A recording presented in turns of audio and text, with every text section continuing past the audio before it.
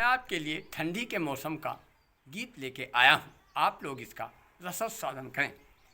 ऐसे मौसम में जाड़ा बहुत बाढ़ा, पिलाओ हमें तुलसी के काढ़ा।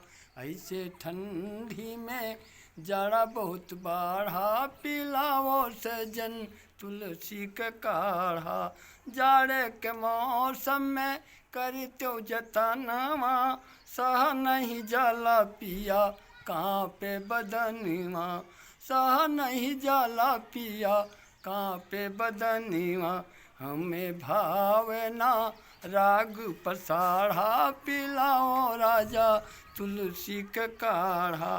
कढ़ा के की ठंडी पड़त बाई पाला, बरसे कुहिरा जी करे मोरा हाला। कड़ाके की ठंडी पड़त बाई पाला, बरसे लकुहिरा जी गरे मोरा हाला। जैसे बरुसा में मासी अषाढ़ा, पिलाओ सजन तुलसी का काढ़ा। हो जाड़े में बिगड़लू तनिक हवाला, जाड़े में बिगड़लू तनिक हवाला। काढ़ा में डालो साजन प्रेम के मसाला।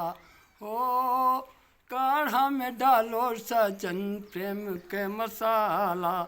जाड़े में बिगड़ल तनिक हवाला, काढ़ा में डालो सजन प्रेम के मसाला।